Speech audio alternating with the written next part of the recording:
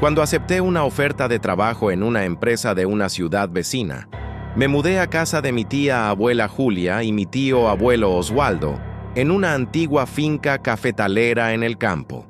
La casa era una de esas enormes casas coloniales, con amplias terrazas, terreno amplio y un ambiente tranquilo que al principio me gustó. Después de todo, era un respiro del ruido de la capital.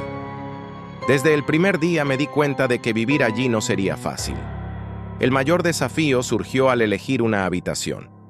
Mi tía me mostró 3 opciones, pero una de ellas, la del pasillo trasero, con vistas a un jardín abandonado, me llamó la atención.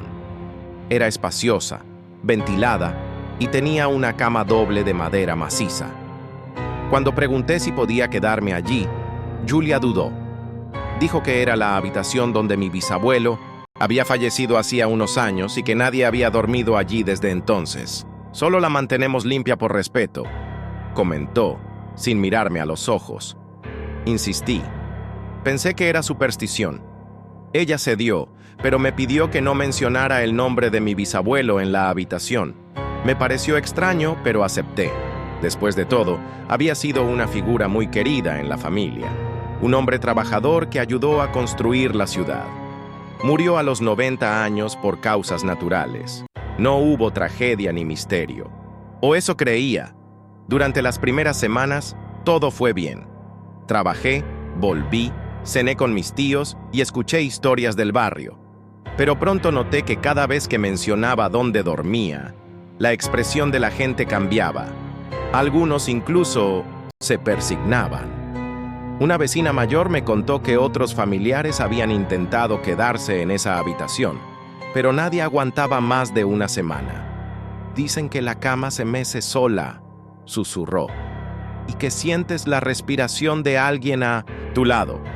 Con escepticismo me reí, hasta que una noche, por curiosidad, pronuncié el nombre de mi bisabuelo en voz alta en la habitación. No pasó nada en ese momento, pero a la mañana siguiente me desperté con la cama temblando. Al principio, ligeramente, como si alguien se moviera lentamente. Luego, más fuerte. Al encender la luz, nada. Intenté razonar. Quizá la madera reaccionaba al frío. Me volví a acostar. Poco a poco, el temblor se convirtió en un crujido. La cama parecía tener vida propia. En los días siguientes, empecé a oír pasos en el pasillo. Fuertes, lentos, pero cada vez que iba a mirar, nada. Mi tía, preocupada, me ofreció otra habitación. La rechacé. Pensé que era cansancio, mi imaginación, hasta que una noche sentí un peso en el pecho. No podía moverme. Tenía la boca seca y los ojos ardían.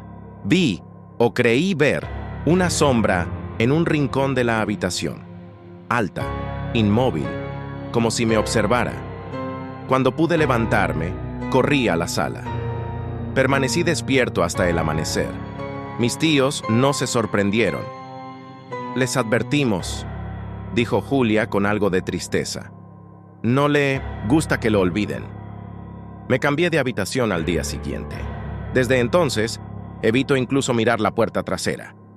Por la noche todavía oigo el crujido de la cama vacía de vez en cuando. Y cuando alguien pregunta por mi bisabuelo, mi tía simplemente dice, el viejecito. El nombre ahora es tabú. Incluso después de cambiarme de habitación, la sensación de que algo seguía ahí no me abandonaba. Durante el día, la casa parecía normal, llena de luz, el aroma a café recién hecho, los pájaros en el jardín.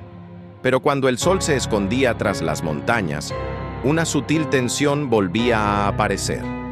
A veces, al caminar por el pasillo, sentía un aire más fresco que venía de abajo, como si la puerta de mi antigua habitación dejara escapar un suspiro. El reto era mayor que dormir bien. Era mantener la cordura. Empecé a despertarme en mitad de la noche, con la misma opresión en el pecho, aunque estaba en mi nueva habitación. Un día, decidí grabar el sonido del pasillo mientras intentaba dormir. Al día siguiente, oí pasos arrastrando los pies, como si alguien arrastrara zapatillas de madera, seguidos del crujido de muelles. pero la habitación estaba vacía, como siempre. Mi tía Julia, al ver mis ojos hundidos, decidió contarme el resto de la historia que hasta entonces había evitado. Mi bisabuelo era un hombre de viejas costumbres. Cuando se jubiló, pasaba horas sentado en la mecedora del porche, hablando solo. Decía que hablaba con los otros. Un día, antes de fallecer, pidió que nadie tocara su habitación. Dijo que a ellos no les gustaban los cambios. Desde entonces, comprendí que el desafío no era solo físico, sino emocional. Toda la casa parecía tener un recuerdo vivo. Habitaciones que antes parecían acogedoras adquirieron un aura de vigilancia. Surgió otro desafío: el aislamiento. Los vecinos, al saber dónde vivía, comenzaron a distanciarse. Uno de ellos, el señor Arnaldo, que siempre me saludaba en la panadería, empezó a cruzar la calle al verme.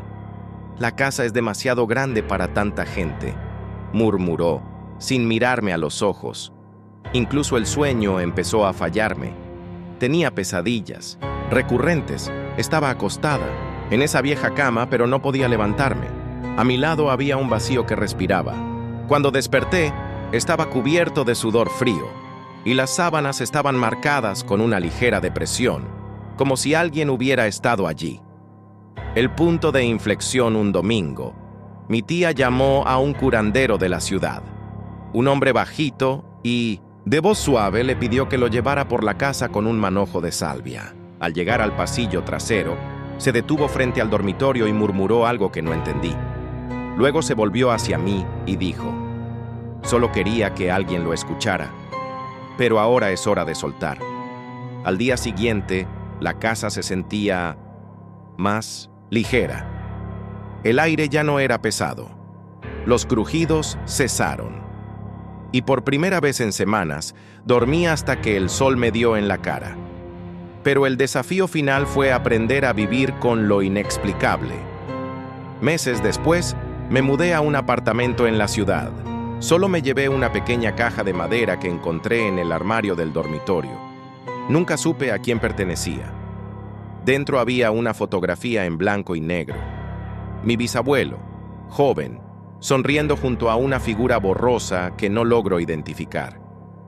Veces, en el silencio de mi nueva habitación, todavía oigo un crujido lejano. Pero ahora, en lugar de miedo, solo siento un recuerdo, como si esa casa, con todos sus desafíos, todavía me llamara.